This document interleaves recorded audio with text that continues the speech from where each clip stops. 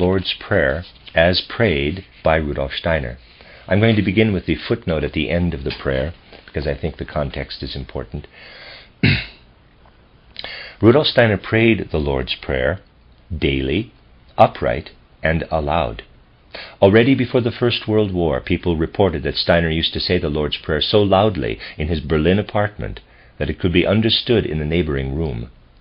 Several versions, translations are known.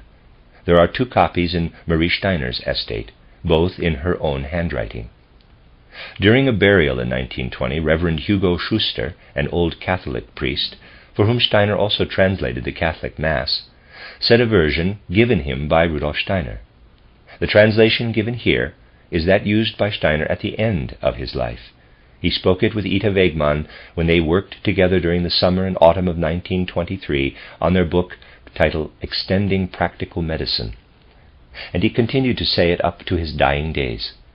Quote, "In the course of the winter, it became even harder for the attending physicians to judge Rudolf Steiner's condition. Ita Wegmann watched as his physical strength gradually disappeared. There were short periods of time when he got up twice a day.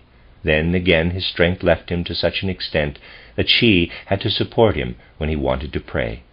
He recited the Lord's Prayer in a loud voice, standing upright every day, so that people passing by outside his studio heard him." Unquote. See for the text of the Lord's Prayer and Steiner's saying of it, J.E. Zeilmans von Emmechoven, titled Who Was Ita Wegmann?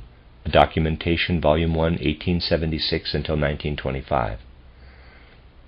Mercury Press, Spring Valley, 1995, pages 144, 223 to 224, and 247 to 249.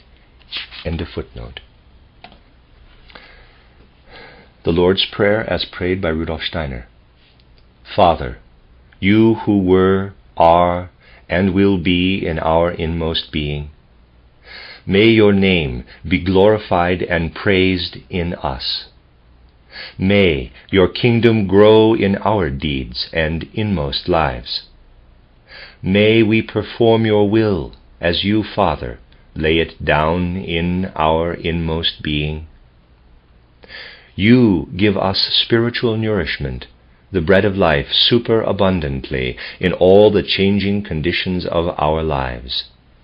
Let our mercy toward others make up for the sins done to our being. You do not allow the tempter to work in us beyond the capacity of our strength. For no temptation can live in your being, Father, and the tempter is only appearance and delusion, from which you lead us, Father, through the light of knowledge. May your power and glory work in us through all periods and ages of time. Amen.